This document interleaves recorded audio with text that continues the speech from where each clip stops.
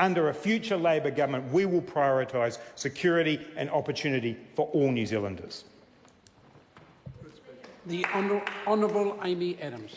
Mr Speaker, I'm very pleased to take a call on the budget policy statement as we build up towards Budget 2017. And Mr Speaker, I'd start my contribution by noting that, in my view, the core job of a government is to make sure its people are safe and to make sure they have the opportunities to get ahead. And I think I can safely say that certainly on this side of the House, the reason that we've come into Parliament is because we care deeply about providing those two things, making sure our country is safe and that our people have every opportunity to get ahead.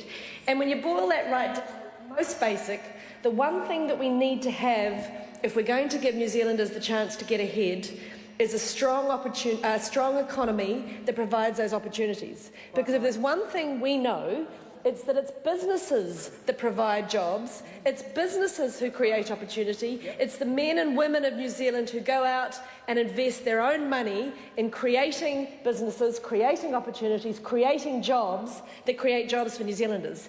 It is not, Mr Speaker, it is not a contest of how much money one political party can spend or the other. If this is a spending contest, if we want to measure success of governments around how much you spend, Labor's going to win that race every day. This side of the House knows that real success looks like an economy that's creating jobs, that's creating opportunities, a system that's educating our people, a system that looks after our most vulnerable. And that's why this side of the House and this national-led government talks consistently and unapologetically about the need to have a strong economy, to have a strong education system, to have a strong health system, to keep our people safe, and to get back to surplus. And why do we talk about getting back to surplus? Why does this budget policy statement repeatedly talk about the strong progress we have made to turn the books around from the never-ending deficits that Labor left us to now projections of strong, solid building surpluses? Why does that matter? Very simply because surpluses mean choices. We are a government that understand that you have to earn money before you spend it. And once you have surpluses, it means the government is in a position to sustainably make choices about how we can invest to better New Zealand's future. What we are not going to do is borrow to speculate and spend to buy the votes of New Zealanders in election years. We are going to make sure we have money in the tin to invest in New Zealanders, and that's why we've worked so hard over an incredibly difficult period to get us back to a situation of surplus. And let's just reflect on that. Let's reflect on the last 8 years in which we've done that. It wasn't enough that we came in and Treasury were forecasting never-ending deficits after the end of the Labor government. If that wasn't enough, we also took on, of course, the global financial crisis. Now, of course, I'm not blaming the previous Labor government for that, but that's why you need to be in surplus, because then you have the ability to get through global shocks like that. Again, sir, we are looking at a period of great international uncertainty, and New Zealand needs to be in a position of economic strength to weather that. We are a very small player in a large sea of international economies that are a bit wobbly, frankly, at the moment, and New Zealand has to outperform all of those to continue to do well, and we will. So the most exciting thing for me in this budget policy statement is not only showing that we've delivered on our promise to New Zealand to manage the economy well, to manage the government books, to bring down net crown debt by 2020, to create jobs and to build a strong economy, but so that this is an economy now, and this is not just the government talking and not just Treasury.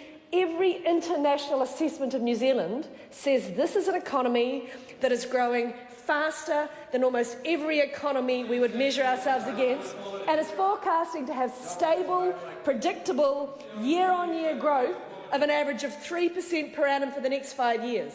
Now, sir, that may sound modest, but when you realise that is faster than the EU, it's faster than Australia, it's faster than the UK, it's faster than the US, it's faster than Japan, it's faster than Canada, you realise, sir, that for all the Chicken Little talk we hear from the opposition, this is a country, thanks to the management of Bill English and John Key and Stephen Joyce and the whole team of ministers, that is growing strongly, it is growing in a stable way, and we are seeing the results of that every single day.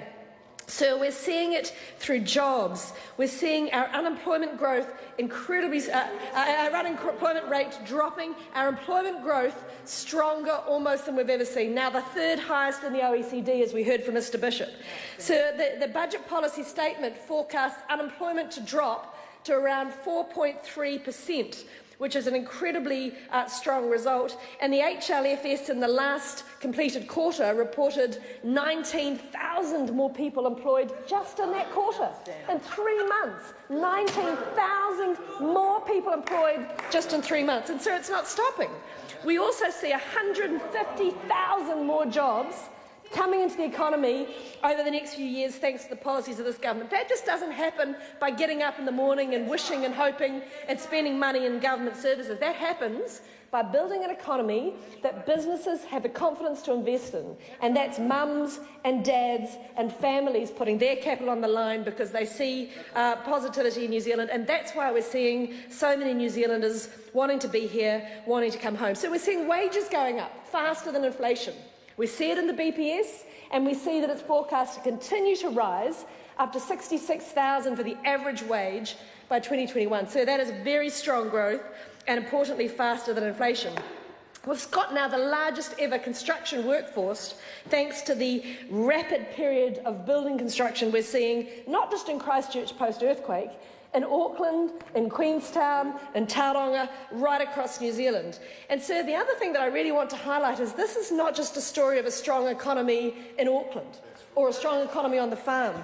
This government has overseen the development now of 6, I think it is, regional economic development plans covering areas like Northland, like Gisborne, like Manawatu, like Southland. We've just released the most recent one in Tairāwhiti, which has gone down incredibly well because every part, West Coast, quite right, every part of the New Zealand economy, sir, has a positive future, and we're helping them to see, identify and deliver the opportunities in their region. And what we do know, of course, is that's very much underpinned by our strong commitment not only to educating our core workforce, which underpins all of New Zealand's success and the fabulous work Heke Parata has done in that area, but by building the physical infrastructure to support it.